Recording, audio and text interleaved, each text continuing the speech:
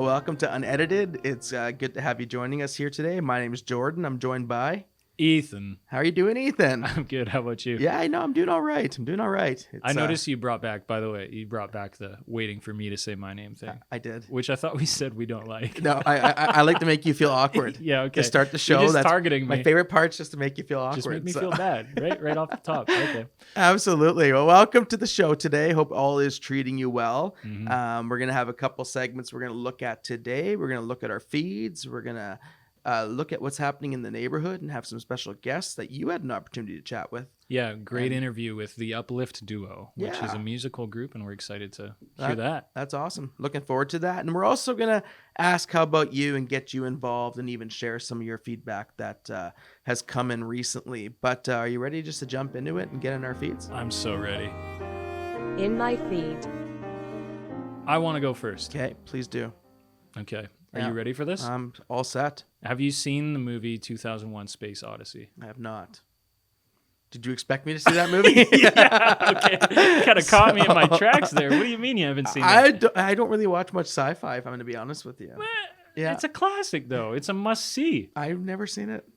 Well, you've heard the music from 2001 A Space Odyssey. Okay, what was the big single? Well, okay, it's not about singles. It's postmodern music. And so it's like, have you heard...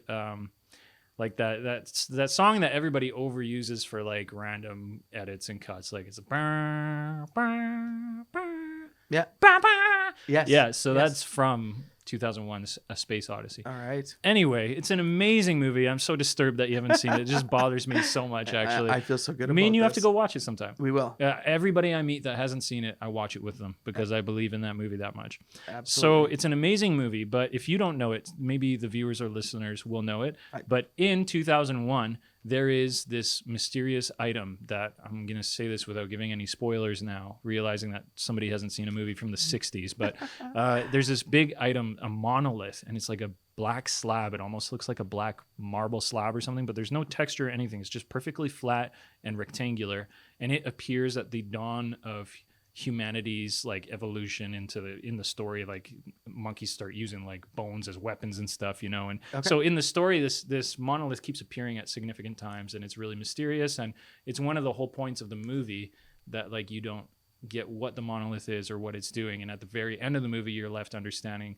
oh, maybe it's this or maybe it's not, or it's like a question, kind of a cliffhanger. Yeah, I like those. The reason I bring that up is because in 2020, you might remember that there was some locations that randomly had like a metallic, almost mirrored surface, or kind of slightly more flat than a mirror surface, monoliths appearing just out in random places. Did you hear about that? Yeah.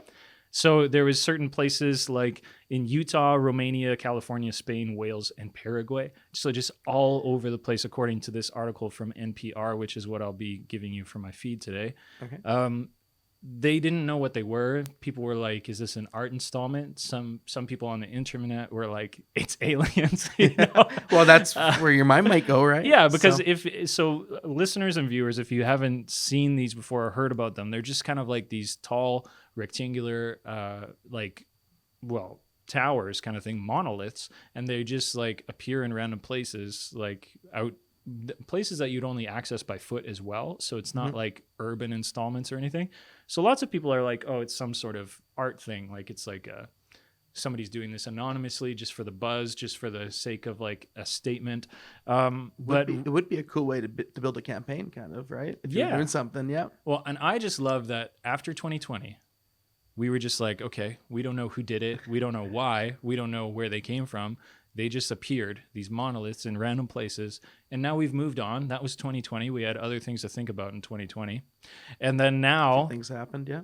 In June of 2024, there is a new monolith that has appeared near Las Vegas. Interesting. Have you heard about this? No, is it like in the desert? Yeah, so if you go to NPR or you go to... Honestly, if you just search like mysterious monolith appearing in whatever search engine you prefer, you can find articles about just like who's behind this mysterious object, and is this another one from 2020? Like, is it the same person? Okay, I'm seeing a picture of it actually. This looks really cool and slightly creepy where it is, right? Yes. And the reason it's so interesting is because it seems like such an intentional intersection with a cult classic sci-fi like 2001, and which you haven't seen. Great movie. But Great movie. I just can't stop talking about how good it is, Jordan? Yeah. But it's really, really cool, and I'm just so interested, and I'm so happy that it showed up because it's been 4 years, Yeah. and it's just there's something back. Is it the same person? What's it for? I mean, Did I they think. ever explain what the other ones are for? No, nobody knows. Okay. So that's one of the cool kind of mysteries about it. Is it's like a little bit of an internet mystery. You know? Yeah, you nailed it. Mystery. I like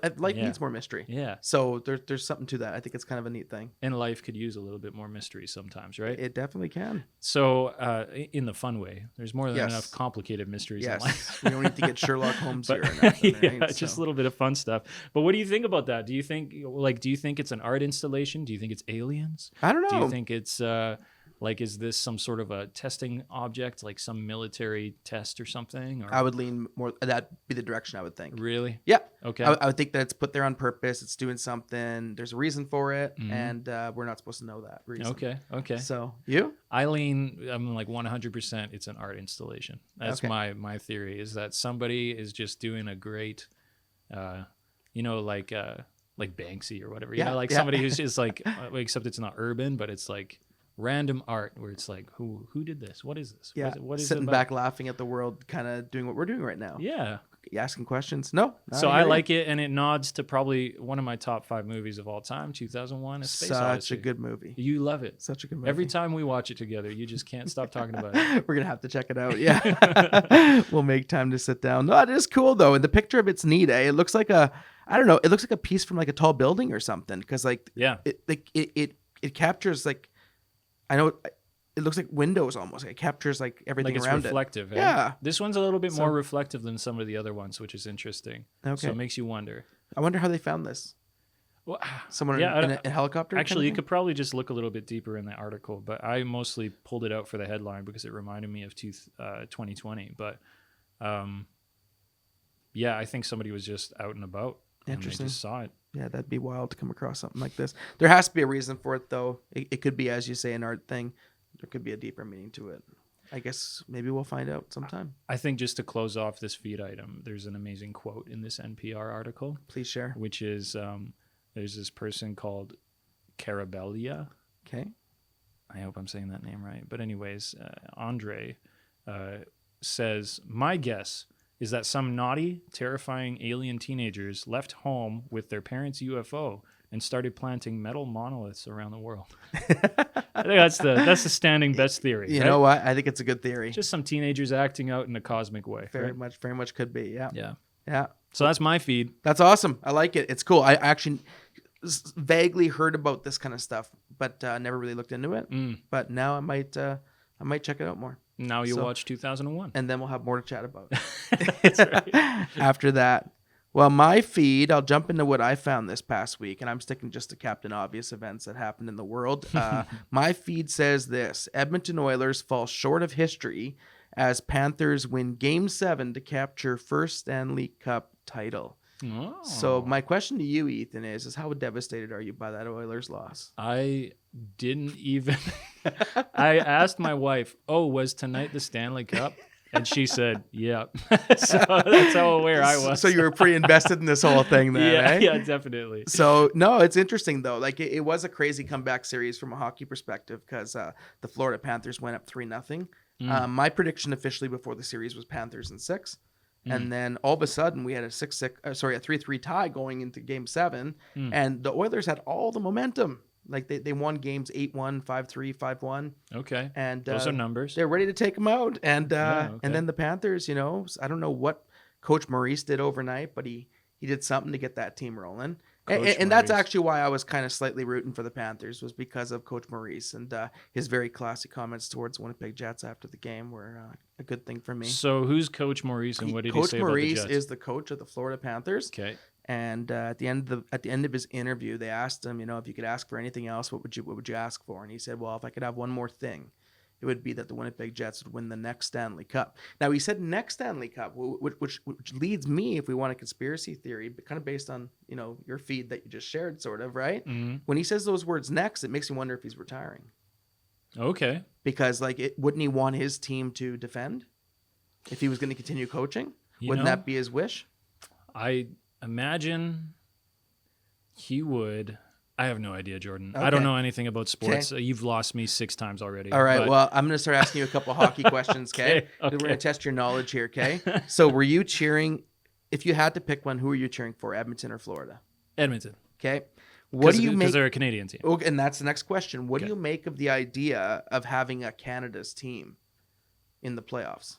Yeah, I mean, since I'm such a surface sports person, Yeah. meaning I only care because people around me care. Yeah. Like for myself, like I said, I didn't even know it was the game. Yeah.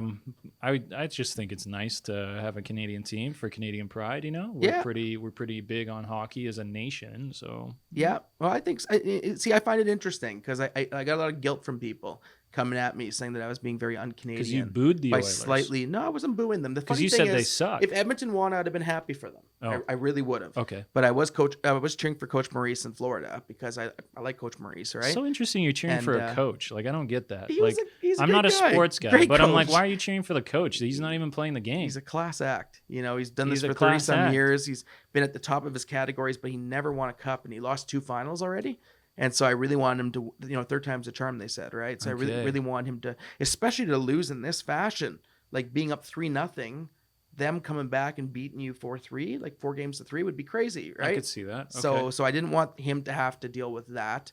But Can I ask you a question though? yeah, About coaches. yes. Do you cheer for coaches kind of like you respect producers or directors of films? Yeah. Is it Just- the same vibe? I think so. I think so. you would follow a director's career, or maybe you would recognize a certain producer. You Yeah. like what they do. Certain movies you don't miss by certain people. Yeah. Okay. Or producers in music. Like if someone's producing an album, Yeah. and it's something I might not check out, but I see, Ruben came back to produce something, I might want to check it out, right? He's a buzz name these days He for kind sure. of is. He wrote a book on creativity. It's pretty good. Did he? Yeah, came out last Interesting. year. So it's a Okay. fun read. But the whole thing of Canada's team, I struggled with because there's Canada players on both teams. Mm-hmm. Coach Maurice was born in Sault Ste. Marie, Ontario. And the coach from Edmonton was born apparently in Imperial, Saskatchewan, right?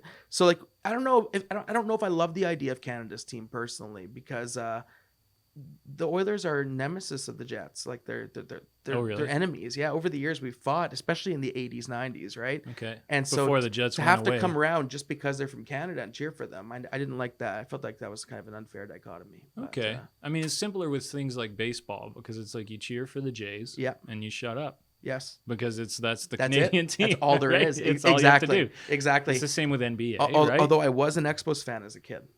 I don't know And what then that is. they left Montreal Expos left the league in about the 90s. So Montreal. yeah.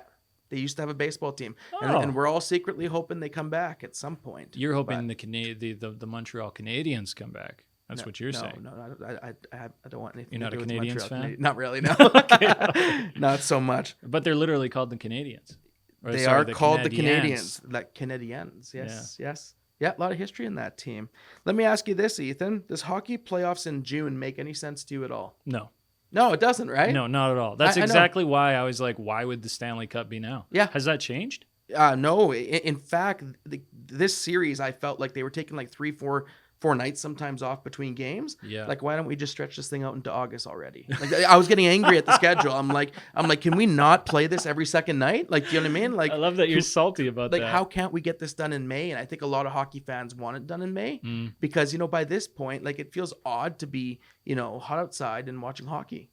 So yes, this is a strong, I have strong feelings about this Yeah, one. interesting. I like that you brought up something that kind of triggered your response a little bit. It's interesting. I got triggered a bit by that, eh? I don't really get the sports seasons in general, man. Yeah. I'm always like, why now? Yeah. What's happening? Well, in Why is hockey, that? I know when I was younger, I used to think the same thing about the NFL because they start in September. Yeah. And I used to think, well, wouldn't you start in the football- spring. Yeah, exactly. When it's Yeah. warmer, right? Wrap up in the fall. But then I realized actually most of those markets are warm until December. Right. And if not, most of them have roofs built in, right? Like you have to Right. play in some cold places like Chicago and New York, and I'm a New York Jets fan. But then And, here in Canada, we do the same thing. So our high school teams are playing in snowstorms. Yes. Like exactly. every year. Exactly. The CFL started earlier, which I thought was smart. They started at the beginning of June instead of the beginning of July. Okay. But the Grey Cup's still in the third week of November. Like, I don't understand that. Why didn't you move it to the third week of October? It makes a little bit more sense to me, but Yeah, but like the Grey Cup, like the problem with that game sometimes is the elements come into play. And I'd rather see two teams play without the elements. That's why if the Grey Cup's in BC, I think that's a cool setup because there's a dome and they don't have to deal with the rain and the sleet and like you know what I mean? Like you play an 18 game season only to have it come down to who could catch better in -40 with ice, right? Right, with a deflated ball. Well, that's if you're Tom Brady, yes. Yes. See, that's a sports thing I know. Yeah, I appreciate that. It's actually. NFL, though. That was a good but, reference. Okay. I like that one. I'm doing all right. Yeah. How about the 13th man? Can I reference that too, or is that too soon? Yeah, no, thank you. Let's talk about the 13th man all day, Saskatchewan. Oh, I forgot that you're a Bombers fan. I don't want to talk about this. Never mind. That's why I'm getting excited about it now. For anybody that's zoned out, you're listening to Unedited, a church podcast where we cover all the latest on sports. So absolutely. If you want anything about sports, send us your questions, send us your inquiries. We're here for you. Okay? Jordan will answer you, and Ethan will answer sports. I'll take care of all the questions about 2001 Odyssey. Is that what it is? 2001: A Space Odyssey. You gave your darndest, though. Gosh, I gave it a shot, that. eh? Yeah. So, anywho, I just wanted to chat hockey for a little bit because, it was kind of a big thing. Yeah, it's a big weekend. Oilers fans, we're sorry for you. Truly, actually. Yeah. Like I said, I would have been happy if they won too. But it was cool to see Maurice win the cup. Anybody but Florida, honestly. Anybody but Florida. Well, okay, honestly, just the last thing I'll say about this, because I know I'm drawing it out. But please. In my mind, I'm like, the warm weather climate places should not be winning the hockey team. Yeah. Like the hockey tournaments. You are speaking my father-in-law's argument. Really? Yeah. He texted me after that, well, the bad guys won today. Oh. And I'm like, whoa. All right. I had to come back and send. Well, just Google five Florida quick man, texts and you'll back. see if they're the bad guys or not. Yeah, right? Florida man, just see what it is. And I think what he meant by that, all jokes aside, what he meant by that was just that he really wanted to keep it in Canada, right? Yeah. Because he figures we are a very much a hockey country. Like Florida, really, I think probably 20% of that arena was Edmonton. Yeah. So, yeah. Yeah. So and it's just that they just have money to pay people to come and play for them, right? Well, I mean that's exactly how many it. Canadians well, are on they the got Florida so much team. corporate sponsorship. Like Florida never actually packs that arena out, but they sell all their tickets because businesses buy them for $30 a seat. As we're in Winnipeg, you're paying $300 a seat, right? So we can get into profit sharing and why this affects Canadian teams, but we're not going to do that today. Okay? Welcome back to Unedited. We are criticizing the NHL and its hockey in June and all these great things. You know what, Ethan? I think I'm going to make an executive decision here. We're going to move on to our next segment in the neighborhood. I'm looking forward to this one. Are you? I'm excited for In the Neighborhood. It's going to be good. Ethan had a chance to talk to the Uplift Duo for an uplifting conversation. Whoa. Check it out. Whoa. In the Neighborhood. Well, I'm here with the Uplift Duo, which is Jonathan Hutchinson and Christina Bacanic. And I'm excited to have a chat with you guys about this project that you've released on all the major streaming platforms called Hope, Joy, and Peace Volume 1, which I want to comment on the Volume 1 later. But I just want to ask you guys some questions about how it came about and where this is coming from. How did you guys meet? What made you start working on the Uplift Duo? Yeah, so we met at a worship conference. It was just after COVID, I think. And we were both part of the team. I played piano, obviously, and Christina was on cello. So we met then with a bunch of other people. And after hearing Christina play, I realized that this was her skill set. And my skill set as well, would pair really well in just a free-flowing, free-form worship style music. So I asked her, and she surprisingly said yes. So I was really happy with that, and that's the first time it happened. Yeah, it was pretty cool. I had no idea what the gig was going to be before I got there. Okay. Usually you get music. I'm classically trained, so that's what I expected. But they were like, here's what the piece is, just flow with it. So wow. I know I can do that too because I grew up as a church musician. Okay. Which is very rare though. Yeah, like, but then really Jonathan rare. was giving me looks across the room like, I'm sorry, what? You can play the cello and also play by ear? And I was like, yeah. This is what something and so he called me that night and said, what do you think about doing an anthology of cello piano hymns? Oh, nice. And I was like, this has been a dream for me forever. And oh, really? then That's cool. He said, what are your top 3 favorite hymns? So I listed them off. Or he said your top 3 favorite hymns, and they're like exactly the hymns I would have picked to start working on. So I was like, oh, this feels like we should do this. Yeah. Wow. So it was good. That's so cool. So it wasn't anything that was premeditated. You randomly just met each other playing music at an event, and we're just like, hey, what if we made a project? Yeah, I went home that night and really it was on my heart in the sense that we could actually really create music that was really lasting, impactful, but really simple, just 2 people, nothing too I guess, intense musically, trying to involve others and layering tracks. Oftentimes with projects I've done in the past, it's very much involved with layering instruments and organizing musicians and arranging songs. If you have two people that can just flow together and just see what happens, and that oftentimes creates the best, I guess, performances. Right. But working with Christina has been really, really good because it's just like we'll go into a room and we'll rehearse a song, sometimes have an arrangement. Many times when there's no arrangement, within a matter of minutes, it's just like, yeah, no, I'm good, and then we got it, and I'm just like, that was like perfect. Obviously, That's we can't get it crazy. again, but yeah, so just striving towards doing that. Wow, that's really cool that you guys mesh that way, because I mean, working with people to figure out arrangements is incredibly difficult at times, right? Yeah, and time consuming, and So did you feel it was as easy as John's saying? Like you felt like it just you could just fit together, it just worked? Totally. I wasn't sure what to expect. I have done a lot of church music, sort of group playing stuff, but yeah, the first rehearsal, here's the hymn, here's the key, and he'd start playing, and I just go with what I could hear and feel from him, and we'd look at each other when we were done, like, that was great, we could record that. Right. Yeah. Well, that's awesome. So the project itself, I was listening to, and I just love it because it fits this pocket of instrumental music that is familiar, because it's hymns such as Amazing Grace, Be Thou My Vision, Blessed Assurance, and it's the sort of familiar where you can have this playing and you're comforted by the fact that you've heard this before, that you know it, but then there's also like changes that you guys put into it where there's a new touch. I just have to say that I know your voice, John, in music. I've heard it before, and so I could hear your voice in the album, and I thought that was just really cool to hear your keys coming out, and I was like, that's John playing. And it was very cool to hear your voice for the first time for me, and to hear you chording on the cello, which is just crazy to me. Anytime somebody chords, I'm like, how's that even possible? You know? So I want to ask you guys, though, have you got a favorite track off of the release? Mine would, you want to go first? I know mine is. Go for it. Okay, mine is Be Thou My Vision is my favorite, I think. How about yourself? I think mine is Amazing Grace. Your chains are gone. Yeah, that one was unexpected because I love Amazing Grace, but then when we added the My Chains Are Gone and the thing you do in the piano. So it's inspiring. It was tight. Yeah, that was a really, really good one. Very too. cool. That's a great opening track because it really gives you a taste of what's coming. There's so you know the melodies, maybe you know where the song is going, but there's like these fresh tastes. You know, you guys are sprinkling some class on it, making it a little more interesting. Yeah, and that's kind of the nice thing about hymns is that they are timeless, but there's definitely room to kind of have them reintroduced in a way that potentially people haven't heard before or heard for a while, and so. Right. It's really just capturing the moment when we first heard the song, and then also hearing over the years, singing in church, and then making that real again to people today in a lasting platform.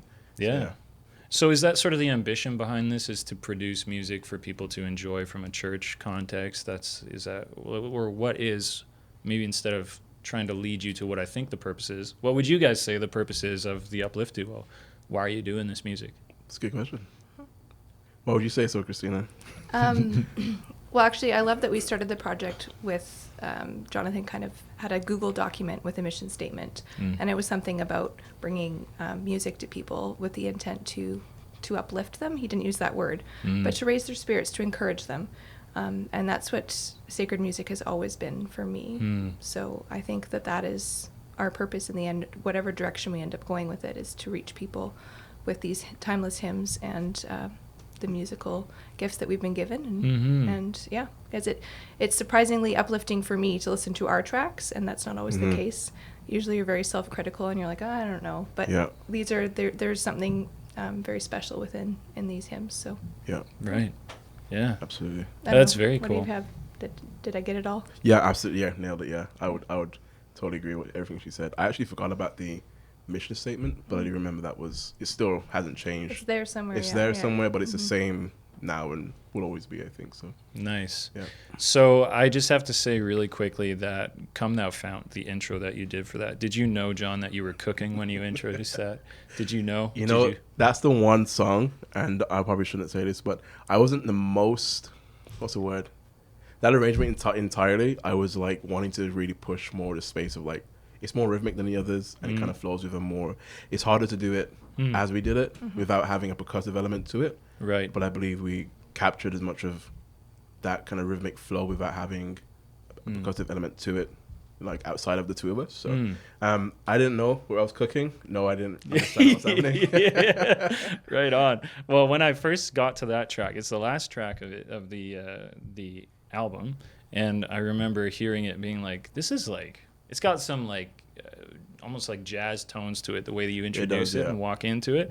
I really appreciate it. I just have to comment on a couple other tracks, and then we'll move on to another question here. But also, Blessed Assurance ended up being like this fun kind of waltzy tune, hey? I thought that was really neat how you guys did that. So were you intentionally trying to go for more of like a waltz feel with that, or?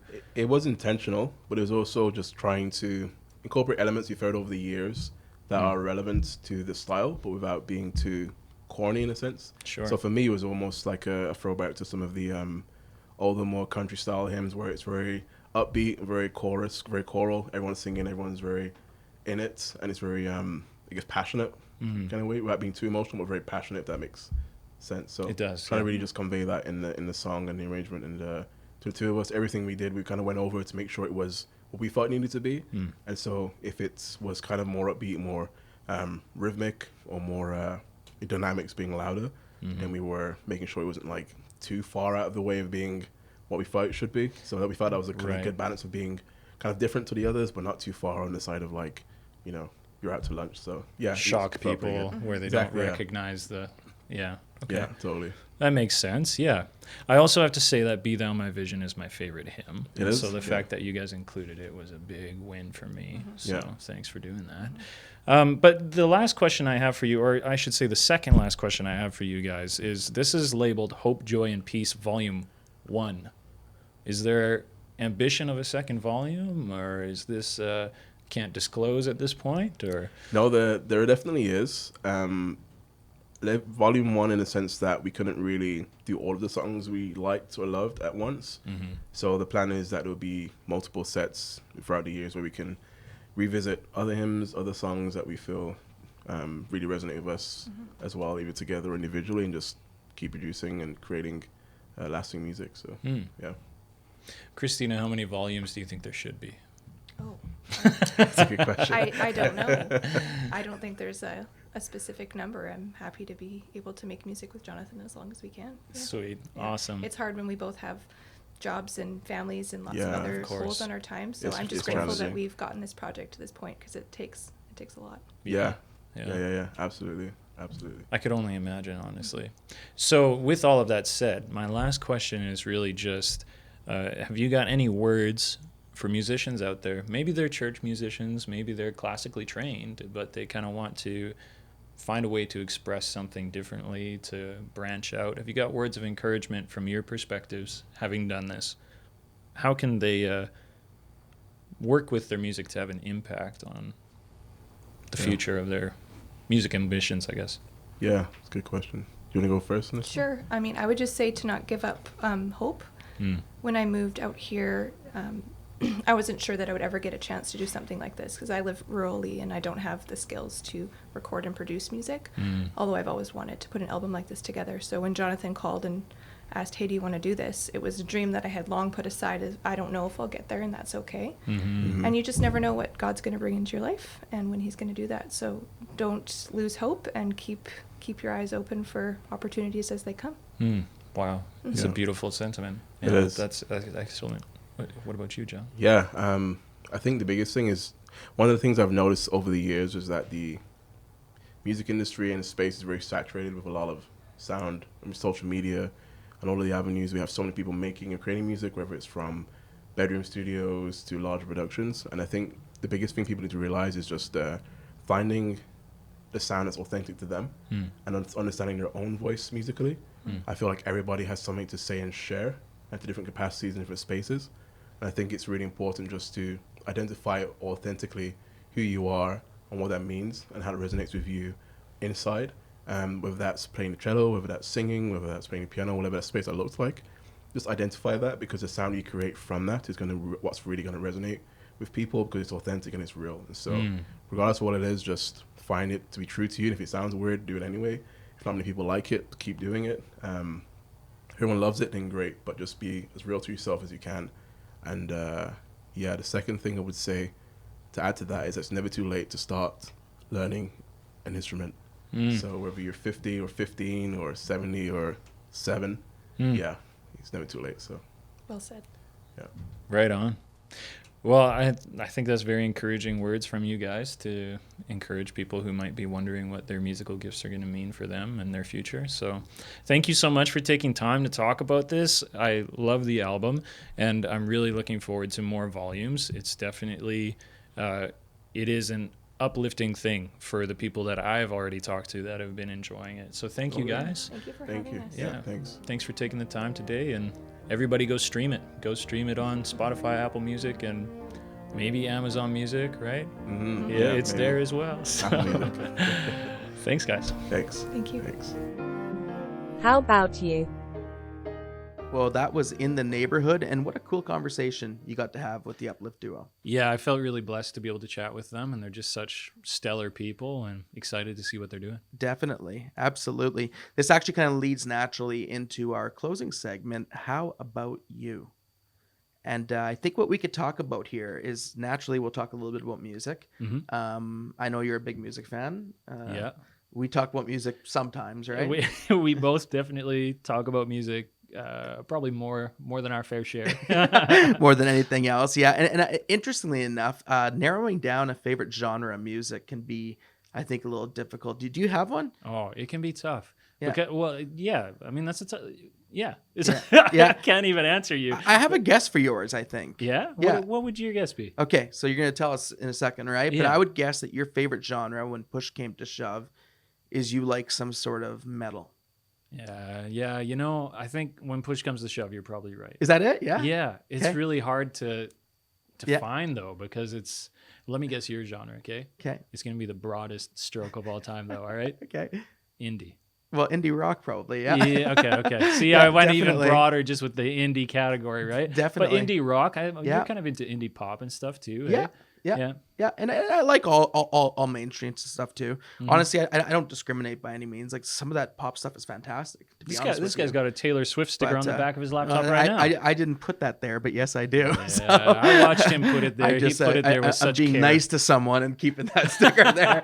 But I'm good with the Swifties as well. I like, she's got a market for sure. But only music I you like listen to. I like all kinds of genre, but I'm definitely a rock person more than Yeah. anything. I like drums, bass, guitar, right? Your Some favorite pianos. artist, So Tom Petty, yeah, all time. rock guy. Absolutely. Right? Yeah. Yeah. And so just naturally, I think I've progressed from that. Growing up, my parents always played rock music in the vehicle. And I Yeah. grew up with like 80s pop as well, like compilations and stuff. Oh, yeah. Like Tears for Fears and, different kind of groups like that. So I think some of that stuff, when it all started coming back, like, in the mid, like somewhere in the 2010s where M83 and different groups are bringing back that 80s sound, I really embraced that for a while. I was listening to Kids by MGMT the other day. It's such a I good was song, like, eh? wow, yeah. I know. And I it know. takes you back too. Like it takes me back to when it came out now, Yeah. which is weird because it was a nostalgic hit when it came out, Yeah.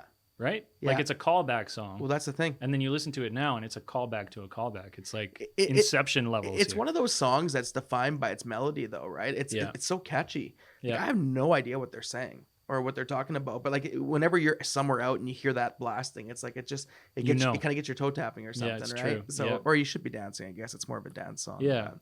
I think but- that's the trick with genres. And like I find the genre can switch very quickly. You'll be aware of this. I'm sure if anybody's watching or listening and you're into music, I'm sure that you listen to a broader spectrum than one genre, right? So you Yes. listen depending on different times. So usually I'll be listening to like, oh man, it just depends so much. But it'll be between hip hop and metalcore and maybe some death metal and then Yeah. a little bit of like maybe indie rock sometimes, not Yeah. as much as you, but Yeah. dabble, and then folk music. Yeah. I really for me it's like folk rock, like singer-songwriter kind of folk rock. There's that whole Absolutely. genre that's really muddy. You can't really define it because there's so many people creating different kinds of music in it. You know what I mean? Yep. And then metal. Between those two, for me, Can it's I go kind of back? like Do you ever do this switch. jazz? Oh, I do jazz a lot. I get my jazz moments. Yeah. Did you listen to Domi and JD Beck's? I did collab a little album? bit. Yeah, you Not told me Tight? about that a couple years ago. That yeah. one blew my mind. Yeah. And it had Thundercat on it as well. Yes. It's good stuff. Amazing bass player. Yeah, absolutely. So I definitely like him for sure. Oh, I'm getting a comment here. Best jazz album, Miles Davis, Kind of Blue. Yeah, Yes, Miles Davis is an all-time. my wife would agree. We have that record actually. So Ashley says that her favorite is Miles Davis, Kind of Blue for jazz album. Yeah. You know who else is really good that I've been getting into recently is Bill Withers. His album Just As I Am is an all-time. Yeah, it's amazing. Definitely. I like it's a great listen. Ashley agrees with me and everything. Definitely. I've been listening to a little modern jazz lately. Kamasi Washington, you want to check him out? Thundercat, like all these people you kind of mentioned will be on his new record, and he's just got a cool way of doing it. He brings in some hip hop beats, but also has a lot of traditional saxophone and jazz elements in it. Yeah, it's a fun listen. He's good. Who else does is Anomaly? Okay. Anomaly is like a jazz pianist sort of vibe, but there's also a lot of different, more modern instrumentation added in. Yeah. Let's just talk about jazz for 40 minutes, we right? could. You know, we might as well just make this the jazz episode, right? What was the last song you listened to? Today? Period? Yeah. Do you remember that? It was a song by Periphery. All right. Should I pull it up? Are you going to pull it up for you as well? I know the last one I listened to. Oh, what was it? It was Let Her Cry by Hootie and the Blowfish. Okay. 1994. Wow, Hootie and the Blowfish. In the summer, I get into these 90s mixes phases. Eh? Yeah. And like, especially sitting on the deck, I just love to play 90s music because it reminds me of growing up. Right. Nostalgia. I wasn't listening to a single song. I was listening to Periphery's album, Gent Is Not a Genre. Nice. Well, that's good. That's a crazy album. Yeah. Have you ever listened to Periphery? I never have. I'm at to check it now. You should look at your own discretion. We'll chat about it then. Sounds good. But what's your favorite genre out there? Do you have a favorite genre, style of music, artists, all that stuff? Why don't you let us know? Give us a comment, send us a message. We'd like to hear this kind of stuff. Speaking of which, last week we talked about summer. We talked about summer activities. Yeah, that's right. And you said your favorite was golf. Yeah. And the zoo is a close second for the zoo girls. was a close second, yeah. And the fair. And I really went on about the fair too. You did. And the funny part is I don't really go on any rides at the fair, but I kind of just like the small atmosphere. town fairs, right? Yeah. I don't like the big exhibitions. I feel like they're just a bit too much for me. It's the feeling that you're there for. Yeah. It's kind of nostalgia. So we did get some feedback here, right? And so in terms of, I'll read this one comment, and you've got one as well that you highlighted here, right? Yeah.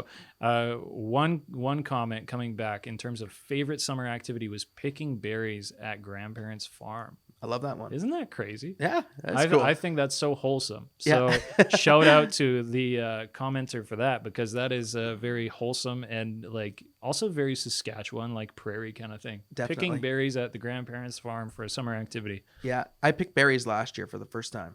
Did you go to one of those picking farms? Yeah, on Unedited. Yeah, we went.